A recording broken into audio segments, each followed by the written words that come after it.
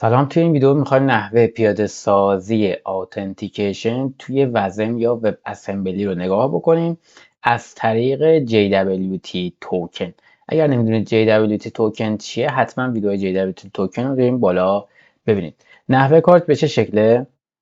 ما یک سروری داریم اینجا، این سرور و یک کلاینتی که از نوع وب اسمبلیه. اوکی، یه یوزرنیم پسورد این به این میفرسته، یوزر پس، و این اگر یوزرنیم پسورد اوکی بود همه کلیم ها همه دسترسی ها رو میاد یک جا تبدیلش میکنه به یک JW توکن و جوابش رو به عنوان یک JWT میفرسته سمت کلاینت. ما اول میایم اینجا این سرور رو درست میکنیم و بعد دیگه کاری باش نداریم و تمام آموزش ما توی بخش 2 هستش. پس اول اینو پیاده سازی میکنیم و بعد میایم سراغ این.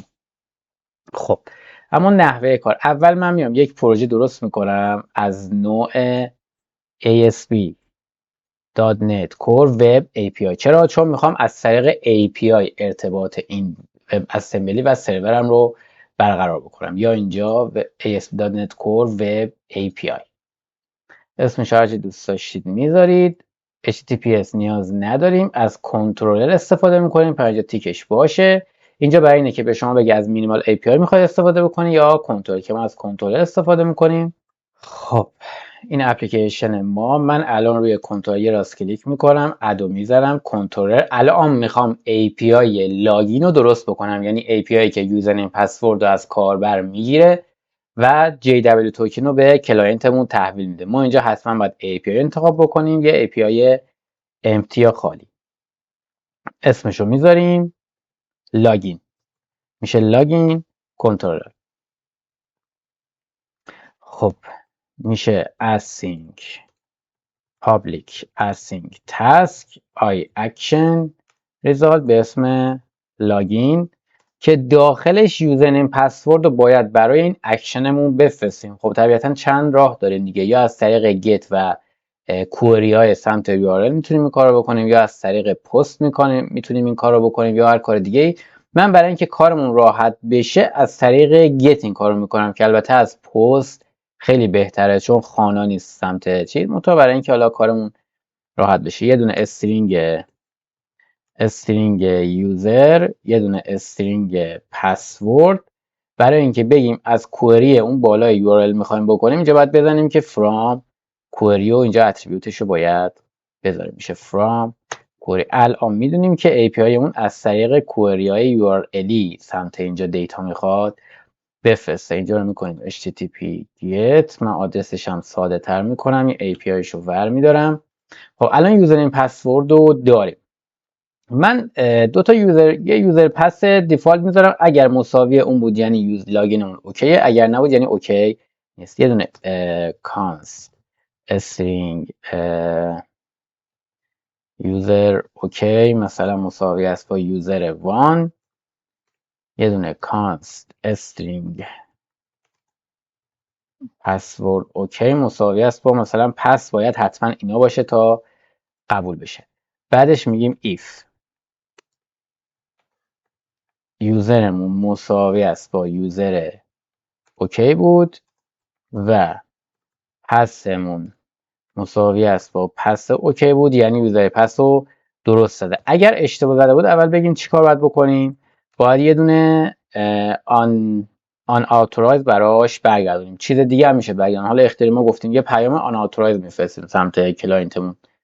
اگر اوکی بود حالا باید JWT رو درست بکنیم و سمت کلاینتمون از طریق پیام اوکی یا ساکسس بفرستیم.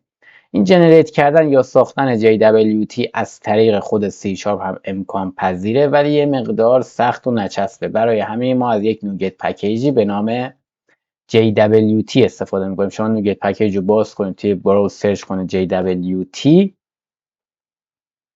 این پکیج به اسم JWT حدود 38 میلیون بارم تا الان دانلود داشته. پکیج خوبیه و ساخت JWT رو خیلی راحت میکنه برامون. من اینجا درستش نصبش میکنم. حالا اینجا باید ازش استفاده بکنیم. اول یوزینگش رو انجام میدیم، میشه using JWT.builder، کارش ساختن JWT. حالا میگیم jwt builder.create. ببینید اینجا add claim داره، یعنی کلیم هایی که شما میخواید توی این jwt در واقع بذاری رو اینجا باید شرح بده. اگر نمیدونید کلیم چیه، ویدیو اتنتیکیشن رو این بالا میذارم، حتما ببینید، توی دسکریپشن هم قرار داده میشه. مثلا یک کلیم میذارم به اسم نیم، من میخوام اسم کاربر رو براش توی این jwt بذارم، اسم خودم میذارم عباس حسنزاده. مونتا اینجا ما یک کلیم استانداردی داریم به اسم claim types name. اگر کلیم های استانداردی وجود داشت برای کلیم هاتون، حتما از این استانداردها استفاده بکنین که توی کلاینت میبینیم که چقدر میشه راحت از اینو استفاده کرد. کلیم بعدی رو مثلا میذارم چنل، اسم کانال یوتیوب هم میذارم، مثلا میشه کد ایزی ام اس. و بعدش باید بگیم که با چه الگوریتمی، وید الگوریتم. اینجا با الگوریتم HMAC SHA-256 میخوایم این کار رو انجام بدیم. اگر نمیدونید چیه، حتما ویدیو JWT رو توی دسکریپشن میذارم ببینید، من قبلا اینا رو توی ویدیو JWT کامل توضیح دادم. و بعدش یک سکرت کی باید بهش بدم که اون در واقع هشینگ رو با این سکرت کی بخواد انجام بده.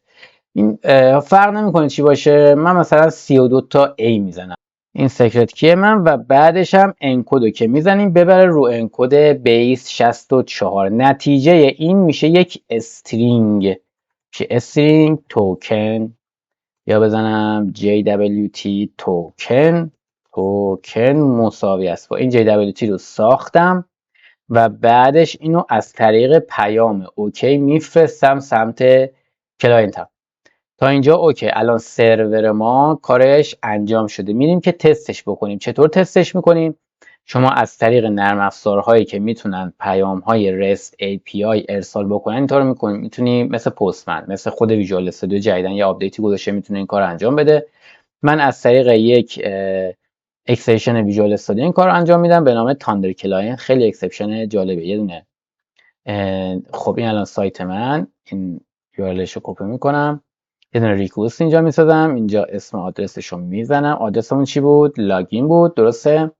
و بعد از طریق کوئری داریم میفرستیم دیگه، درسته؟ پس اولین چیز ما میشه یوزر نیم، مقدارش میشه یوزر مثلا 1 همونی که هست، و پسورد اسمش چی بود؟ یوزر پسورد، بله اسمش هم میزنیم. من پسورد رو اشتباه میزنم، مثلا پسورد با 3 تا اسم میزنم و اینو ارسال میکنم. طبیعتا باید اتنتیکیشن به من بده، همونطور که میدید اینجا به من اتنتیکیشن داد. حالا میام پسورد درست میزنم با 2 تا اس و الان اوکی داد. این اوکی و این توکن JWT ما هست. پس از سمت سرور کارمون انجام شد، میذاریمش کنار. حالا میریم سمت کلاینت و وب اسمبلی. خب اینو استاپ میکنم، یه دونه پروژه جدید، راست کلیک اد پروژکت. اینجا من سرچ میکنم بلیزر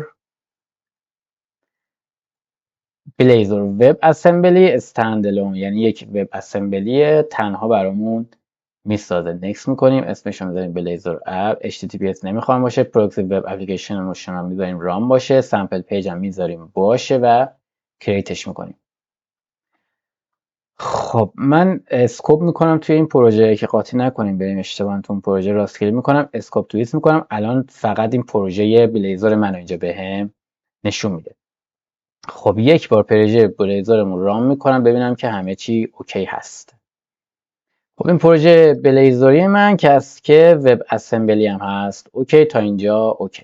خب حالا میخوام یه صفحه لاگین درست بکنم برای عملیات لاگین که توکن رو بگیره و داخل خودش ذخیره بکنه. روی پیجم راست کلیک اد ریزور کامپوننت، اسمشو میذارم لاگین پیج.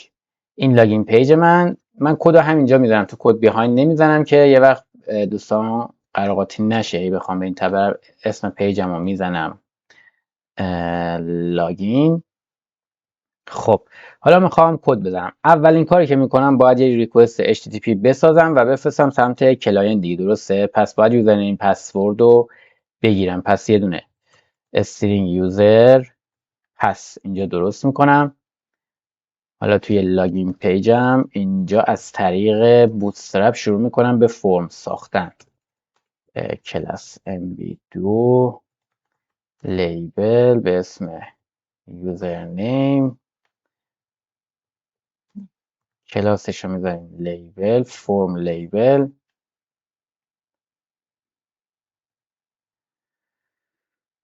یه دونه اینپوت درست میکنیم، کلاسش رو میزنیم فرم کنترل، بایندش میکنیم به یوزر. عین همین رو دوباره درست میکنیم، منتها برای پسوردمون اینجا میشه پسورد، تایپ اینم میذاریم پسورد، توی لیبل نه توی اینپوت تایپ پسورد، اینو بایندش میکنیم به پسورد.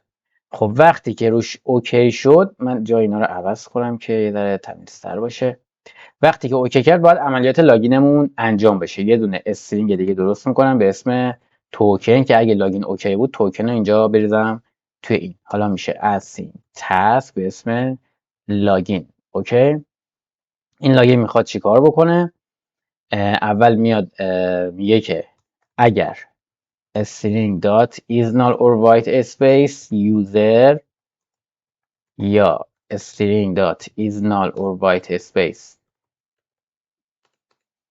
پسورد، میگه اگر یوزرنیم پسوردم خالی بود ریترن کن، هیچ کاری انجام نده.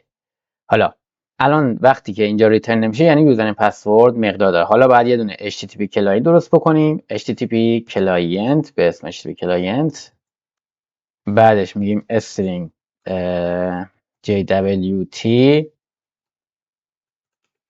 بعدش میگیم http dot get async داره و get string async. get string async یعنی مقدار استرینگ رو برای ما میگیره، get async میره ریکوست رو میفرسته و یه http respond میگیره. اگر http respond اون اوکی باشه بعدش میریم استرینگ رو میگیریم. پس ما از این استفاده میکنیم. میگه حالا آدرس ریکوستش رو به من بده. آدرس ریکوست رو ما قبلا کپی کرده بودیم، این هستش، اینجا میشه لاگین و یوزر پس هم باید داخل خود URL بذاریم دیگه، چون از طریق گیت داریم میگیریم. میشه علامت سوال، بعدش میشه یوزر مساوی است با یوزرمون و پسورد مساوی است با پسمون. درسته تا اینجا؟ نتیجهش رو میدیم توی http respond message. حالا مسیج رو ما گرفتیم، حالا مسیجمون یا اوکیه که یعنی یوزرنیم پسورد رو درست فرستادیم یا اوکی نیست دیگه. میگیم if رسپاندمون دات، ببینید اینجا is success کد داره. وقتی x success کد باشه یعنی در واقع رسپاندی که داریم میگیریم کدش 200 و اوکیه، یعنی یوزر پس درست بوده. حالا ما میگیم اگر نبود، من اینجا یه مسیج میذارم، اینجا میزنم یه دونه h5 میذارم به اسم مسیج رو میذارم و اینجا یه مسیج میذارم. و طبیعتا از سویت آلرت اینا میشه استفاده کرد، تا من نمیخوام این اتفاق بیفته. اگر نبود میگه حالا مسیج رو مساوی است با لاگین ارور بزن، یعنی خطا در لاگین. اوکی، مسیج رو گذاشتم اینجا توی چیز و ریترن کن دیگه، ادامه نده دیگه. من سعی میکنم else زیاد ندارم، if else زیاد ندارم، یه if برگشت، یه if برگشت. خب اگر اینجا نرفت و ریترن نشد یعنی اوکی بوده دیگه، یعنی رسپاند گرفته و در نتیجه JW توکن الان ما توی رسپاندمون داریم. حالا باید بگیریمش. حالا میشه توکن مساوی است با respond dot content dot، اینجا ببینید read از string داره، یعنی هر چی توشه رو به عنوان استرینگ برای من بخون و بریز توی توکن. تا اینجا ما توکن رو گرفتیم. حالا برای اینکه اینجا رو تست بکنیم خب طبیعتا باید جفت سرورامون ران باشه دیگه، درسته؟ من میام عقب سولوشن راست کلیک پروپرتیز، اینجا میگم که جای پروژه جفتش رو ران کن. اولا برو سرورم ران بکن، استارت. خب الان جفتش ران میشه و میریم که این ببینیم این لاگینمون آیا درست عمل میکنه یا خیر. یه دونه بریک پوینت اینجا میزنیم، میریم تو صفحه لاگین. این یوزر پس میشه یوزر 1. پسورد دکمه اوکی رو نداشتیم، فراموش کردیم. یه اینجا دکمه اوکی هم بذاریم. اینجا یه دونه باتن میذاریم به اسم اوکی یا لاگین کلاس btn پرایمری آن کلیک لاگین رو صدا میکنه.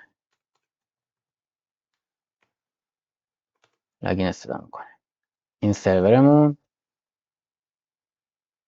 و این هم کلاینتمون. میریم تو پیج لاگین.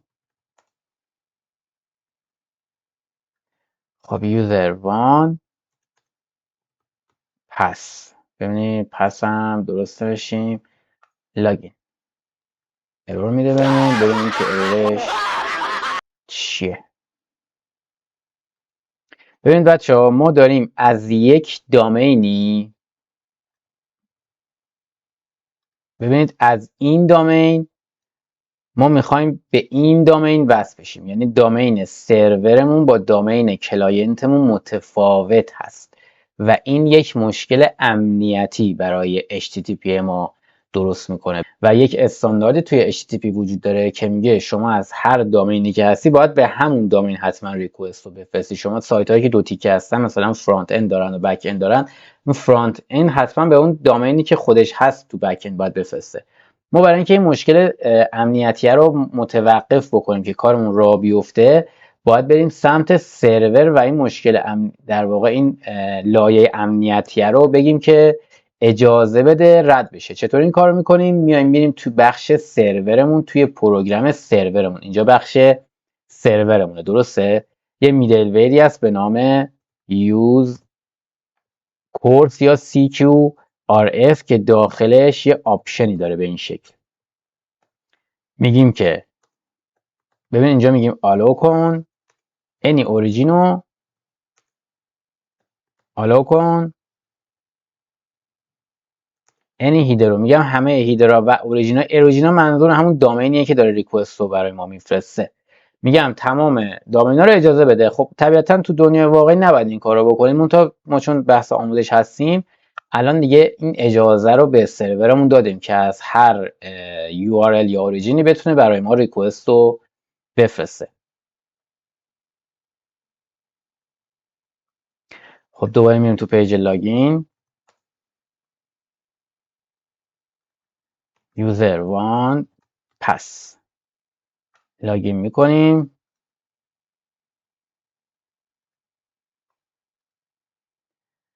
توی برنامه لاگینمون اینجا بریک پوینت زده بودیم. خب یه بار دیگه لاگین رو بزنیم. این لاگین خب اومد اینجا نرفت، یه دونه رسپاند درست میکنه. رسپاندمون چیه نتیجهش؟ ببینیم میاره برامون. بله اوکیه با کد 200. پس تو این ایف نمیره و اینجا توکن رو ما الان داریم. این الان توکن ما. اوکی این الان توکن، پس الان توکن رو داریم. حالا این توکن رو باید ذخیره بکنیم. ما چون توی وب اسمبلی هستیم و وب اسمبلی توی مرورگر داره اجرا میشه، مرورگر به ما اجازه خارج شدن از این حوزه ایزوله که برای ما درست کرده رو نداریم. میتونیم یعنی مثل اپلیکیشن ویندوز فرمی نیست، ما نمیتونیم به فایل ها یا چیزای دیگه دسترسی داشته باشیم یا توی رجیستری یا جای دیگه.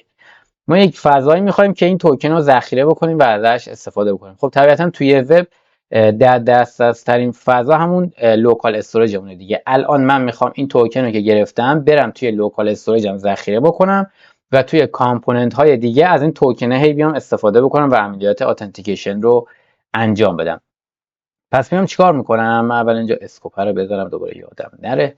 خب میام یه نوگت پکیج نصب. یا شما باید توی وب اسمبلی در اصل بیاید خودتون کدای جاوا اسکریپتی بزنید که این توکن رو بره توی لوکال استوریج ذخیره بکنه، یا از یک نوگت پکیج استفاده میکنید به نام بلیزورد لوکال استوریج، بلیزور لوکال استوریج. این اومده کدای جاوا اسکریپتی رو زده تو خودش و کارمون رو راحت کرده. اینو وقتی شما نصب بکنید دیگه از این میتونید استفاده بکنید و توی لوکال استوریج ذخیره بکنید. نحوه پیاده سازیش هم به این شکله. اول باید وقتی که نصبش کردید حالا باید سرویسش هم حتما بذارید. میشه builder.services.add blazor local استوریج. اینو که بزنید الان فعال شده سرویسش. تو هر کامپوننتی میتونید سرویسش رو اینجکت بکنید و روی لوکال استوریج بنویسید یا بخونید. من توی از پیج لاگینم اول اینو اینجکتش میکنم، این بالا توی کامپوننت هم میگم اینجکت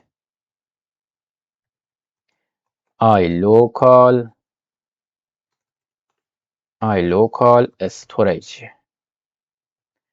باید یوزینگ انجام بشه. بریم یوزینگش رو اول انجام بدیم. اینجا using blazor dot local storage. حالا اینجا راحت میتونیم ازش استفاده میکنیم. میشه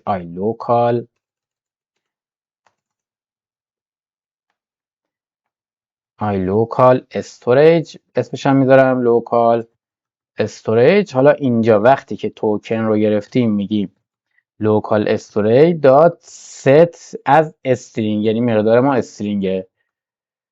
حالا میگه کلیدش رو به من بده. کلیدش طبیعتا یه حالا من میذارم توکن و مقدارش هم کمی مقدار توکن من. الان با این کار رفتم توی لوکال استوریج هم این توکن رو ذخیره کردم که 100 البته مشکل امنیتی به وجود میاره. ما در آخر ویدیو میگیم این مشکل امنیتی چیه و چطور میشه حلش کرد.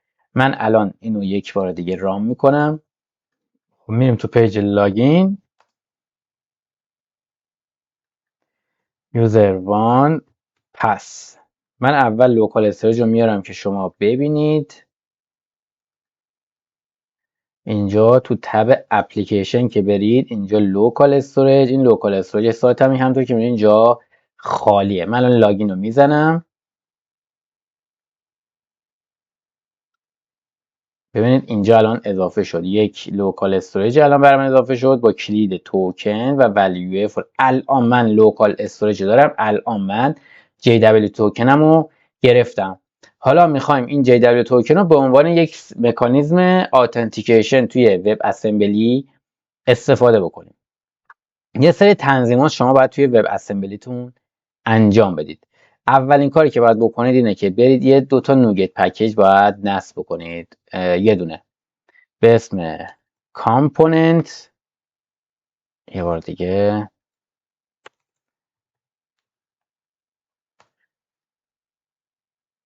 شما اول باید اینو نصب کنید. مایکروسافت اسم کامپوننت آتورایزیشن رو باید نصب کنید. اینو من نصب میکنم.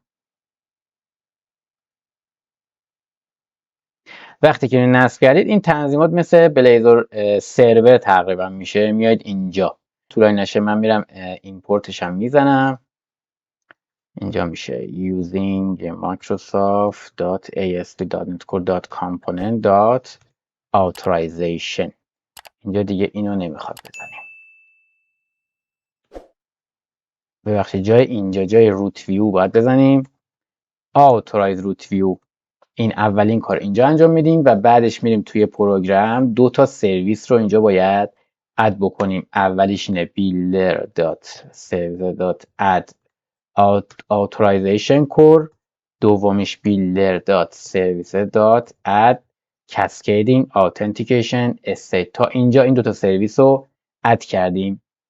حالا من میخوام از مثلا این سیستم اتنتیکیشن استفاده بکنم و توی پیج هومم اینجا جای هلو ورلد اسم اون شخصی که لاگین کرده رو بنویسه. اوکی، پس میشه authorize view. دقیقا مثل بلیزور سرور اینجا عمل میکنیم. بعد میشه authorize یعنی اونایی که authorize شده هستن اینو میارم اینجا. توی authorize view یه چیزی داریم به اسم کانتنت که محتویات آیدنتیتی اونی که لاگین کرده رو توش میریزه. من اینجا میریزمش تو کانتکست و اینجا جای هلو ورلد میگم ctx dot user dot. ببین اینجا کلیماشو میتونید بگیرید و هر یه کار دیگه میتونید باش انجام بدید. identity dot نیم داره. چرا از این نیم میتونم استفاده بکنم؟ چون سمت سرور اگه یادتون باشه یه کلیم استاندارد نیم گذاشتم. وقتی توی استاندارد گذاشتیم اینجا میتونیم از اون استانداردها استفاده بکنیم و identity.name رو صدا بکنیم. من الان این کارو کردم، گفتم اگر احراز هویت شده بود بیا این متن رو به من نشون بده و اسم کاربر رو بزن. الان رانش میکنیم ببینیم آیا ران میشه یا نه. خب طبیعتا باید ران بشه ولی خطا میخوریم، دلیلش رو الان بهتون میگم. خب ببینید اینجا ما خطا خوردیم، بریم خطامون رو ببینیم چی هست توی کنسول. اگر بیایم ببینید چی میگه. میگه هیچ سرویسی برای نوع authentication state provider رجیستر نشده. یعنی چی؟ یعنی وقتی ما داریم از تگ authorize view استفاده میکنیم باید همچین سرویسی هم توی زنجیره سرویس ها قرارش بدیم. اما این سرویس چی هست؟ این سرویس همون سرویسیه که ما باید دستی تعریفش بکنیم که بره از توکن JWT برای authentication استفاده بکنه. الان ما میخوایم این سرویس رو پیاده سازی بکنیم. اولا اینکه این کلاسی که الان اونجا بهتون نشونم یه کلاس ابسترکت هست. اگر نمیدونید ابسترکت لینکشو میذارم حتما ببینید.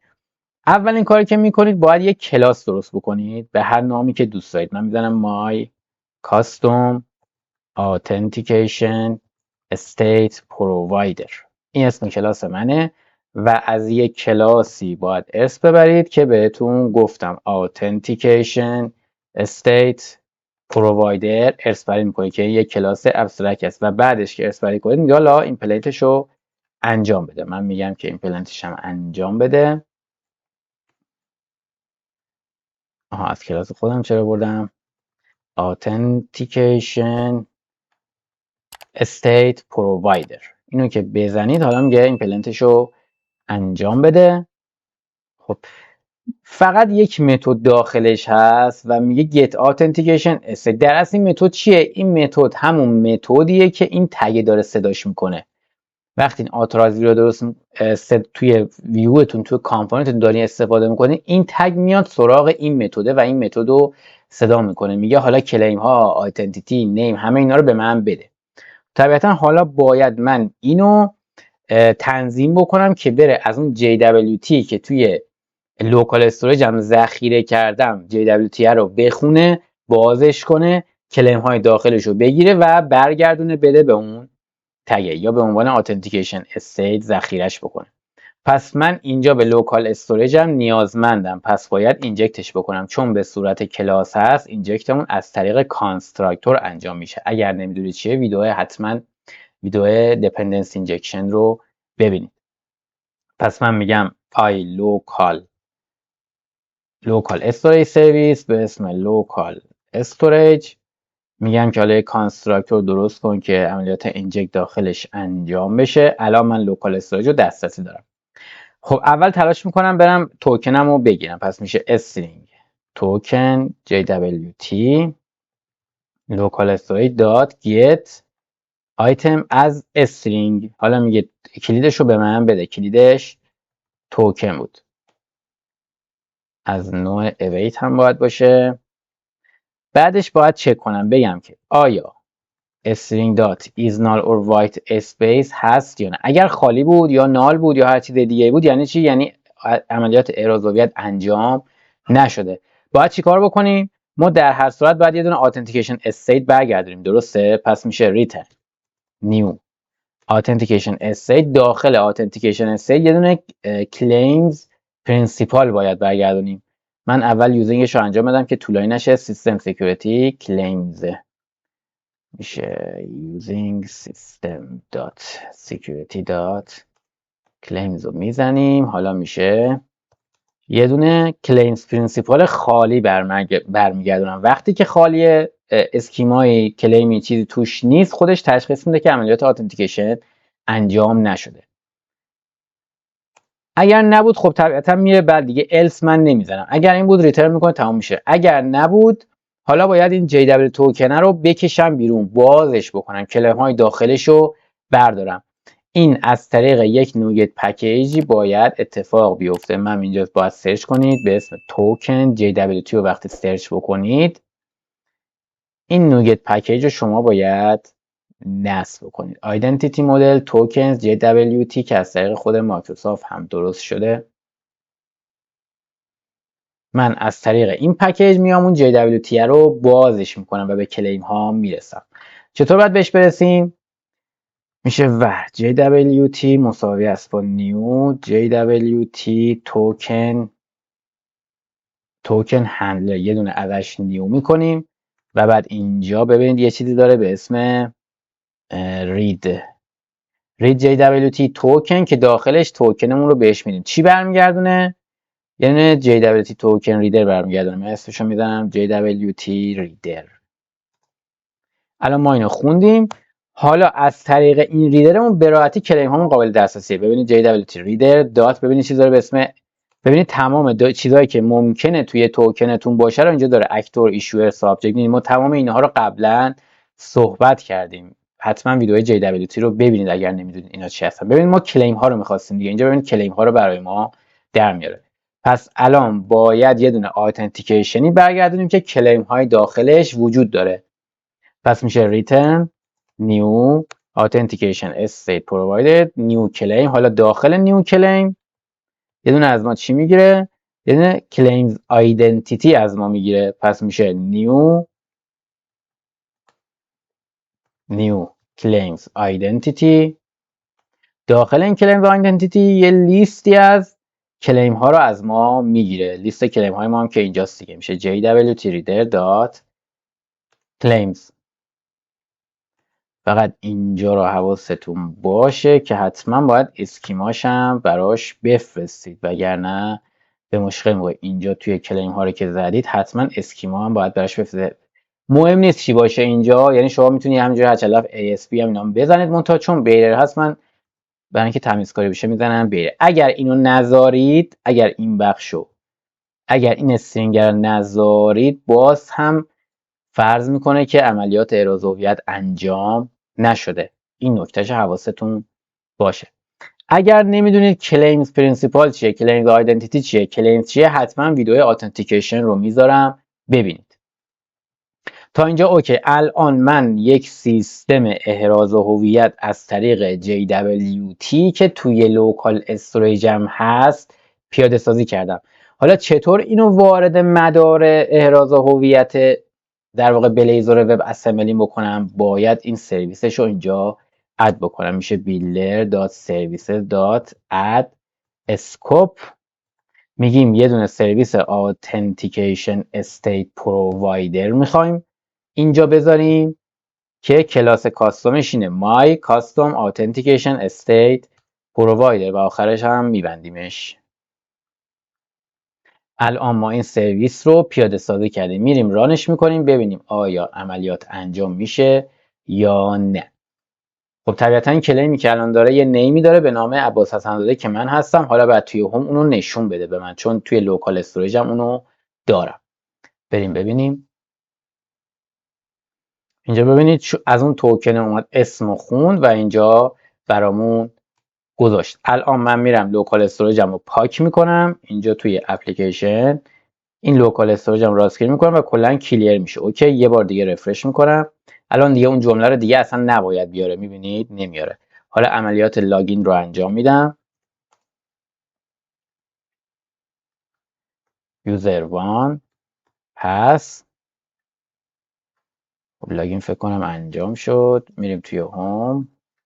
یه بار دیگه رفرش. بله ببینید این لاگین دوباره اومد. خب تا اینجا اوکی. ما حالا همه کار انجام دادیم. حالا میریم سراغ مسائل امنیتی. ما الان اینجا توکن JWT رو اینجا داریم درسته؟ من الان اینو کپی میکنم مقدارشو. اینو میزنم edit value. اینو من کپی کردم. اوکی. حالا میرم توی سایتی به نام jwt.io. این سایتیه که به قول معروف برای یادگیری JWT طراحی شده. اینو میذارم اینجا. ببینید داخلش رو داره به من نشون میده. دو تا کلیم داشتیم دیگه درسته. یه دونه نیم بود که این کلیم استاندارد خود ASP.NET Core، اینم مقدارش و اینم مقدار چنل. الان من این نیم رو عوض میکنم، نیمشو مثلا میذارم جعفر، اسم رو گوشم جعفر. این توکنم تغییر کرد، میبینید اینجا. الان من اینو کپی میکنم